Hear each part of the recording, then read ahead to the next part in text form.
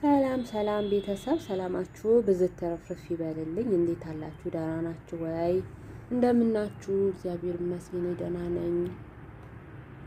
አላችሁ ወይ? ስራ፣ ጤንነት፣ ብርዱ እንዴት ይዟችኋል? ይህን ሰሞን ደግሞ አላቅም እኛ ያለንበት ጋር በጣም ይበርዳል። በጣም ከምላችሁ በላይ ማለት ነው። እና መቼም እናንተም ጋር እንደዛ ነው የሚሆነው ብዬ ያው ተስፋ አደርጋለሁ። እና ይዟችሁ እንግዲህ ወደ ማለቂያ እየሄደ ነው ስንል ደግሞ ያው ገና መጀመሩ ነው ያስብለናል። እና የትላንቱ ዝናብ ደግሞ አይወራ። ትላንት እንደዘነበው ቢሆን ኖሮ ዛሬ የሚያባራ አይመስልም ነበረ። እና እኔም ደግሞ ቤቴ አስፋልት ዳር ነው። ዝናብ ሲዘንብ ሽጉክ ብዬ በመስኮቱ ጋር ያለው ማለት ነው። እንደምታዩት አሁን ሳሎን ቤት ቁጭ ብዬ ነው እየቀረጽኩ ያለሁት። አስፋልት ዳር ነው ቤታችን ማለት ነው። ምንም ነገር ሲከሰት ቶሎ ብዬ ብቅ ብዬ ያለው ማለት ነው። አንዳንዴ እንደውም ሴትዬ የሆነ ጫጫታ ሲኖር አናትሽ እንዳይሉሽ ትለኛለች። እና አንዳንዴ እግዚአብሔር ለራሴ ራሱ ያስቀኛል ስራዬ የምርጭ እንደዛ ስትለኝ ራሴ ለመከላከል ወይ ይሄ መዘዝፈ የለም እግዚአብሔር ነው የምላችሁ ራሴን በራሴ አዝናናለሁ ማለት ነው። ጭንቅላቴ እንዳይሉኝ ብዬ አሁን ቢመታ ከምንም አላመልጥም። እና ጭንቅላቴ ጋር መዘብዘፊያ ይዤ ወጥቼ ወሬ ለማየት የወሬ ሱስ ማለት ነው። አቤት ፈጣሪ! አሁን በዛ ሰዓት ለምሳሌ ረብሻ በፊት በጣም ረብሻ ነበረ እና ለማየት እንደዛ አድርጌ ወጣ ነበር። መልሶ ራሴ ነበር የሚያዝናናኝ ስራዬ ማለት ነው። እና አስፋልቱም ዳር ስለሆነ የሆነ ነገር ጫጫታ ካለ የመኪና አደጋም ሲከሰት እንደዚህ ወጭ ያለው ይጣላሉ። አንዳንዴ እንደው የመኪና አደጋ ሲኖር ሽጉጥ አውጥተው ራሱ የሚተኩሱ አሉ ማለት ነው። እና ሰፈራችን ይሄን ይመስላል። አሁን ጠዋት ነው ጫጫታ የለም እንጂ ከሰዓት ቪዲዮ ለመስራት ምናምን አይመችም በነገራችን ላይ። አሁን ሳሎን ቤት ቁጭ ብዬ ነው ወንበር ላይ ዱቅ ብዬ እየቀረጽኩላችሁ ያለሁት ማለት ነው። ለምን እንደሆነ አላውቅም። እኔ ይሄ ሰፈር በጣም ወደዋለሁ። እኔ ያለሁበት ሰፈር ሌላ ቦታ ሀብታም ሰፈር ሄጄ አንድ አመት ምናምን ተቀምጬ አውቃለሁ። ለምን እንደሆነ አላውቅም። ጸጥ ያለ ነው ግን ቢሆንም ሰላም ያለው ሰፈር ነው። በጣም ደስ የሚል ሰፈር ነው። ግን ለምን እንደሆነ አላውቅም። እዚህ ሰፈር ደግሞ በጣም ነው ደስ የሚለኝ። በቃ ለምን እንትን አለ፣ ሁሉም ነገር አለ። ሁሉም ነገር ስላችሁ በቃ የንግድ ሰፈር ነው። ሁሉም በአቅሙ የሚኖሩበት ሰፈር ነው። ከጀርባችን ቤተክርስቲያን አለ፣ ልክ እንደ ኢትዮጵያ። ከፊት ለፊታችን ደግሞ መስጊድ አለ። በቃ ያ ነገር ስታዩ ደግሞ ውስጣችሁ ሰላም ነው የሚሰማችሁ። ከጀርባችሁ ቤተክርስቲያን እንዳለ ስታስቡ፣ ከፊት ለፊታችሁ ደግሞ መስጊድ እንዳለ ስታስቡ ደግሞ ውስጣችሁ ሰላም ነው የሚሰማው ማለት ነው። እና ያው አስፋልት ዳር ነን ማለት ነው። ያው ትንሽ 5 ሰዓት ላይ ወደ 4 ሰዓት ላይ ቪዲዮ ለመስራት የማይታሰብ ነው ጫጫታ። ዩቲዩብ ደግሞ ታውቃላችሁ ጫጫታ አይፈልግም። እዚህ ጋር ደግሞ ያለቀ ጎመን አለ፣ ቲማቲም አለ፣ ቃሪያ አለ፣ ስጋ መጥበሻ አለ። ከወጣልኝ ደግሞ አበባ እንትን ብያለሁ። ግን ብዙ ጊዜ ይሄ ጽጌረዳ አበባ እሺ አይልም። እሱ መሬት ነው የሚፈልገው ማለት ነው። እና አጋጣሚ ሳገኝ እንደዚህ የቃሪያ ፍሬዎች አሉ፣ እሱ ተክላቸዋለሁ ብዬ ግን ፍሬ አላፈራም ብሎኝ አንድ ጊዜ ግን አፍርቶ ነበር። የሚገርማችሁ ግን ይሄ በስተመጨረሻ እዚህ ጋር አሁን ትልቅ እየሆነ ነው። ወደ 3 ነው 4 ወጥቷል። ቀጤማ ሸፍኖት ነው። ይሄ ቀጤማ ደግሞ ውሃ እያጠጣሁት ቀጤማ ሆኖ ማለት ነው። እንደዚህ ባለን ነገር ላይ በነገራችን ላይ እንትን ማለት እንችላለን። እኔ በጣም ነው የምወደው። እንደ መሬት ቢኖር እኔ ሴትዮ እራሱ ትላለች አንቺ መሬት ብታገኝማ እንትን ነበር የምትሆኙ ትለኛለች። አንዳንዲት እንደውም ትቀልድብልኛለች። ገጠር ልውሰድሽ እንዴ እንድትተኪ ትለኛለች። እና ባገኘሁ እላለሁ። የምር ደስ ነው የሚለኝ። በቃ አበባ ነገር መትከል። አሁን በፊት እነዚህ ባዶ ነበር ሊጣሉ የተባሉ። ግን በነገራችን ላይ እነዚህ አበቦቹ በጋ ላይ ለምን እንደሆነ አላውቅም፣ በጋ ላይ በጣም ነው የሚበቅሉት። እዚህ ጋር ማሳያችሁ ማለት ነው። በጋ ላይ በጣም ይወጣሉ። ክረምት ላይ ለምን ክሱም እንደሚሉ አላውቅም። ይከስማሉ። በጋ ለማን ክረምት ላይ ይከስማሉ። በጣም ውሃ አጠጣዋለሁ፣ ማታ አጠጣዋለሁ፣ ጧትም አጠጣዋለሁ። እና ግን ያው አይወጣም ማለት ነው። እኔ አትክልት ነገር ለምን እንደሆነ አላውቅም። በቃ አይምሮ ነው የሚያድስልኝ። አረንጓዴ ነገር አሁን በፊት ኢትዮጵያ እያለን ያው ቤተክርስቲያን አረንጓዴ ነው። እኔ በተለያየበት አካባቢ ቤተክርስቲያን በቃ ዛፍ አለ፣ ከተማ ነው ግን ያው ዛፍ አለ፣ እንደዚህ ሳሮች አሉ። ለምን እንደሆነ አላውቅም። በቃ የሚገርማችሁ ቅዳሴ ያልቆ ራሱ ረጅም ሰዓት ነው እዛ ቁጭ ብለው ሰላም ይሰጠኛል። በቃ ሰላም ታውቃላችሁ፣ ሰላም ንጹህ አየር መተንፈስ። እዚህ ከሆነ ንጹህ አየር እየተነፈስን እግዚአብሔር ይመስገን። ያው ይሄን አየር በብር እየገዛ የሚጠቀም ሰው ብዙ ሰው አለው። እኛ ደግሞ ያው በነፃ እየተነፈስን ነው። እግዚአብሔር ይመስገን። ማማራሪ አይደለም ግን ቢሆንም እንደ ሀገራችን ንጹህ አየር አይደለም ማለት ነው። እና እላችኋለሁ ውዶቼ ይሄን ለማሳየት ያህል ነው። በሌላ ቪዲዮ ደግሞ እመጣላችኋለሁ። እና ሰፈራችን ቪዲዮ ለመስራትም አይመችም። ድምፁ ዩቲዩብ ደግሞ ይቀጣል። ድምፅ አስፈላጊ ያልሆነ ድምፅ እንትን ካለ ይቀጣል ማለት ነው ውዶቼ።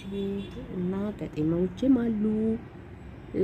የሆነ ቀን እንግዳ ስለሚመጣብኝ እንትንልና በደንብ እናሳያቸዋለን ማለት ነው። እና ወደ ቤት ልግባ እስኪ ቁርስ ልስራ፣ ምሳ ልስራ።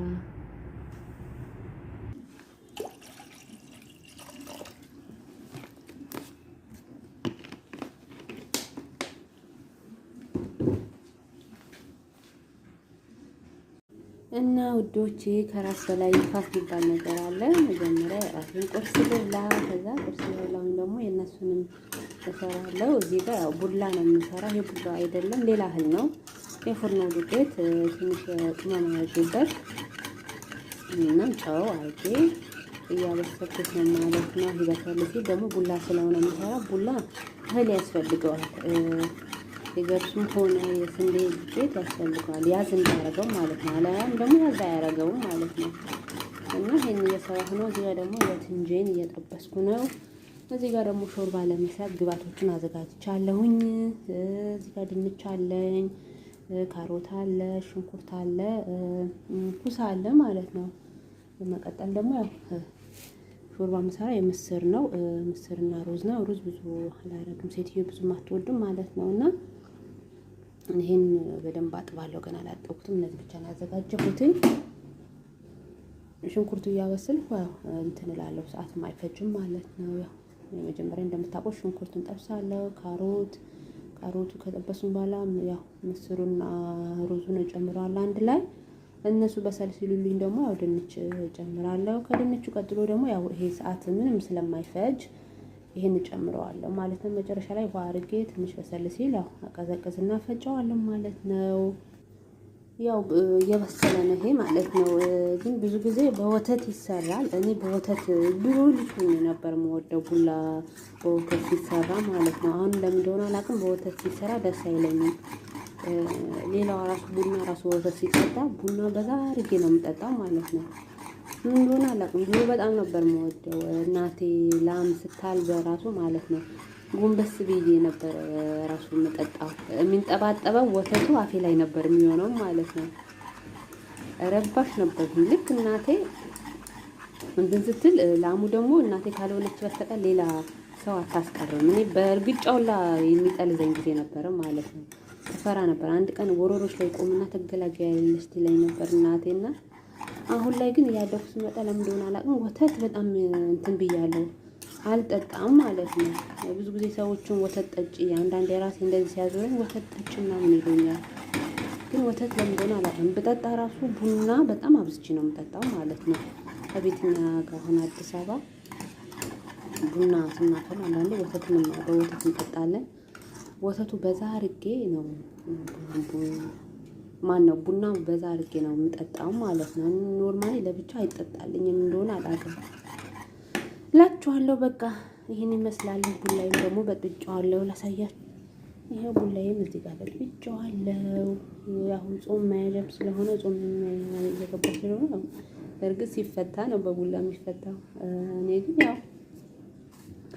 በነገራችን ላይ እንደ ድሮ አይደለም። ቡላ በፊት እኔ ጋር አይጠፋም ነበር። አሁን በገዝቼው ነው ማለት ነው። በፊት ከኢትዮጵያ ይላክልኝ ነበረ። አሁን ግን አላስልክም። ምክንያቱም ማምጫው ራሱ ያው ነው ማስመጣበት እዚህ ያልገዛበትም እንዴ። እና ቡላም እንደ ድሮ አይደለም ነው እንደሆነ አላውቅም። ቀነስኩኝ በጣም ማለት ነው። አሁን ግን ጾም ልያ ስለሆነ ቡላ መብላት አለብኝ ብዬ አስቤ ስለተነሳሁኝ እንግዲህ እየሰራሁኝ ነው ማለት ነው።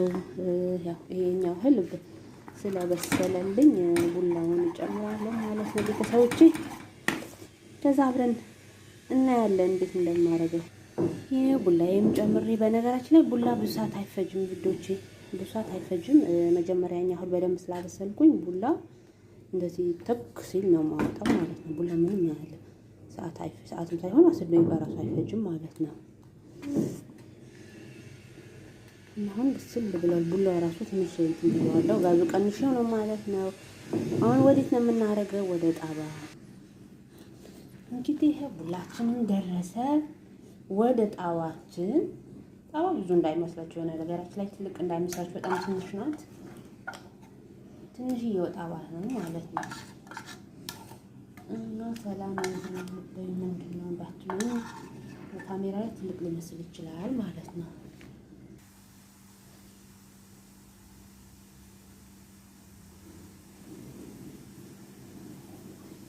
የሚጥሚጣ ናታ ነው። በነገራችን ላይ ሚጥሚጣ ይሄ አይቃጥልም። በፊት የነበረው ሰማይና ምድር ነበር የሚያቃጥለው፣ በነሽታው ነበር የሚያቃጥለው ማለት ነው። ይሄ ደግሞ እኔ ቡላ ላይ በነገራችን ላይ በጣም እወዳለሁ ሚጥሚጣ። እንደ ድሮ እንደዚህ ባልች ባልበላም፣ ድሮማ እኛ ዶሮ ላይ ራሱ ግፋችን ዶሮ ራሱ ሚጥሚጣ ከጎኑ አድርገን ነበር የምንበላው፣ ዶሮ ወጥ ሲሰራ ማለት ነው። ተመልከቱ። ታዲያ ይሄ ግፍ አይደለም ብላችሁ ታስባላችሁ?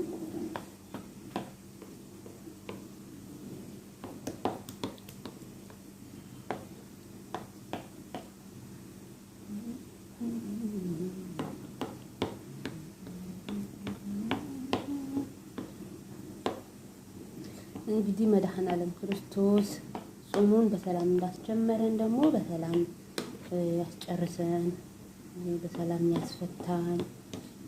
ዘንድሮ የሁለቱም ጾም ያው ተገጣጠመ። ያው ከትንሽ ቀን በኋላ የእስልምና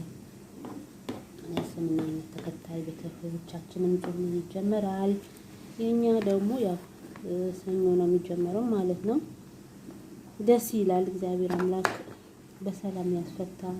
ሀገራችንም ሰላም ያርግልን፣ እኛም ሰላም ያርገን። ፍቅር፣ መዋደድ፣ አንድነቱን ያድለን። እናም ጾማችንን ከጾሙት እኩል ከጾሙዎቹ ጋር ያሰልፈን ነው የምለው።